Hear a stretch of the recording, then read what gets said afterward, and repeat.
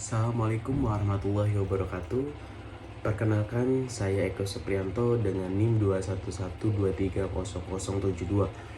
Pada kesempatan kali ini saya ingin menjelaskan RPP dan tema yang saya pilih adalah berbelanja di pasar. Baiklah, gambaran RPP, rencana pelaksanaan pembelajaran, adalah rencana kegiatan pembelajaran tatap muka untuk satu kali pertemuan atau lebih.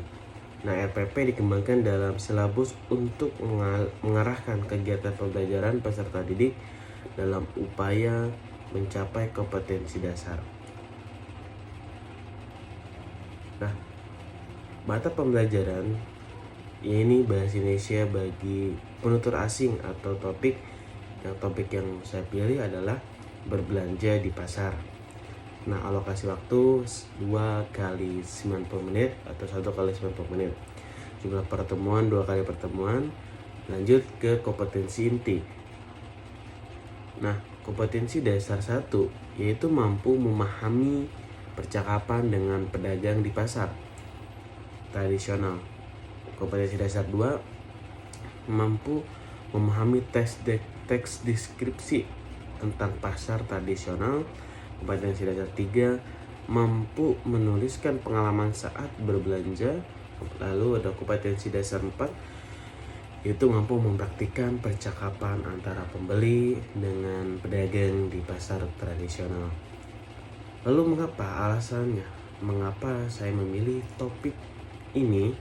Melalui program BIPA, orang asing dapat mempelajari bahwa Indonesia dengan lebih mudah dan cepat, sehingga mereka dapat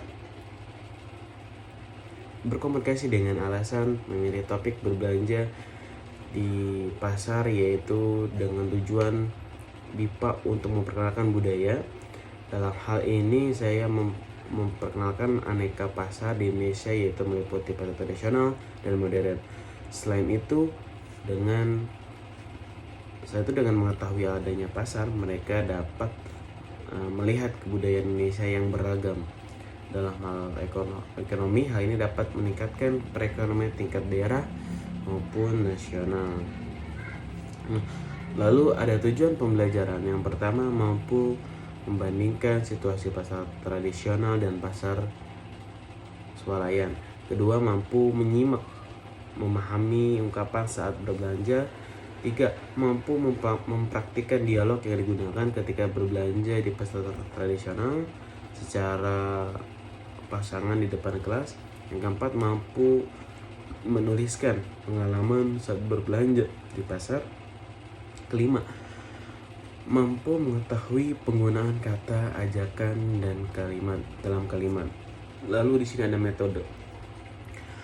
Metode yang pertama, pengajar menjelaskan materi. Kedua, pengajar menjelaskan dan peserta didik saling tanya untuk tanya jawab dan berinteraksi. Ketiga, pengajar menggunakan media gambar. Nah, lalu ada teks penilaiannya. Terdapat 3 aspek dalam penilaian, yaitu tes tulis, praktik berdialog, dan menyusun paragraf mengenai pengalaman berbelanja di pasar, sehingga penilaian akumulasi dibagi menjadi 3. Lalu di sini, nah selanjutnya untuk bagaimana metode pembelajarannya yang kita harapkan, guru memperlihatkan gambar pasar tradisional dan pasar swalayan. Lalu juga guru meminta salah satu siswa untuk melatih atau memilih pasar mana yang akan mereka pilih untuk berbelanja dan berikan alasannya. Lalu juga guru menjelaskan perbedaan pasar tradisional dan pasar swalayan. Lalu guru dan peserta didik membaca teks pasar tradisional. Lalu guru juga meminta peserta didik untuk mencatat kosakata dari teks pasar tradisional dan mencari artinya yang dalam kamus. Lalu juga peserta didik mencoba mencari kosakata baru lainnya dari teks pasar tradisional dan mencari artinya dalam kamus. Lalu juga guru meminta peserta didik membacakan arti dari kosakata yang telah mereka temukan dan telah mereka cari. Artinya dalam kamus, guru mengajak peserta didik untuk mendengarkan rekaman percakapan jual beli di pasar. Lalu mungkin juga peserta didik menjawab latihan soal dari rekaman percakapan jual beli di pasar. Dan maka dari situ, insya Allah dengan RPP yang saya buat ini untuk tema pasar tradisional akan memudahkan siswa untuk students memahami pembelajaran ini. Baiklah, selanjutnya materi pembelajaran bahan ajar BIPA ya, tentang tema pasar tradisional. Yang pertama, saya akan memberikan sebuah gambar. Di situ mungkin nanti ada pasar tradisional, lalu juga ada pasar swalayan. Nanti ketika itu siswa dapat melihat mana pasar tradisional dan mana pasar swalayan. Ya, seperti itu. Lalu juga menjelaskan apa arti pasar tradisional dan apa arti pasar swalayan. Nah, lalu juga ada beberapa top kosakata yang perlu siswa ketahui, itu ada 5. Yang pertama ada pasar, pembeli, penjual, aturan, dan juga transaksi.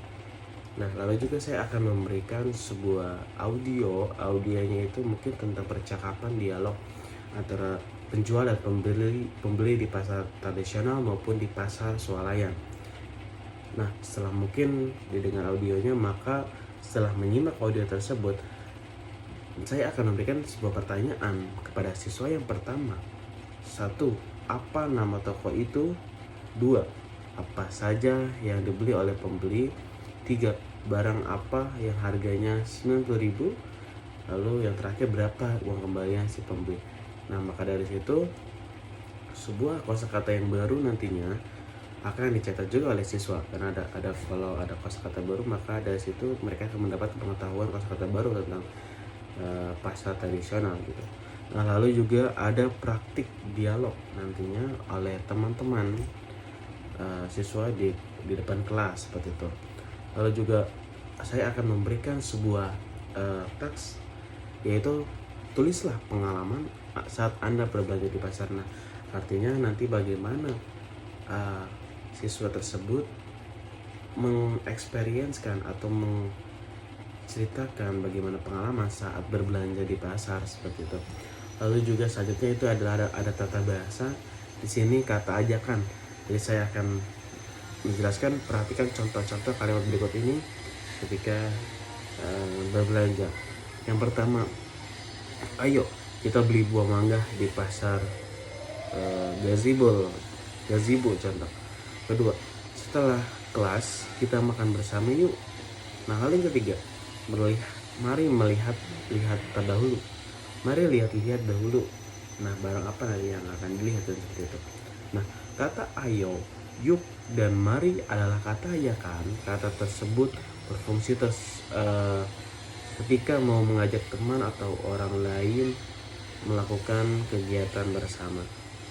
Nah, mungkin cukup sekian penjelasan saya mengenai RPP, mengenai media bahan ajar nanti yang akan saya praktikan, lalu juga bagaimana mengimplementasikan tema pasar tradisional kepada siswa gitu. Mungkin itu saja dari saya. Mohon maaf bila ada kata atau yang tidak berkenan. Cukup sekian dari saya. Wabillahi taufiq wal hidayah. Wassalamualaikum warahmatullahi wabarakatuh.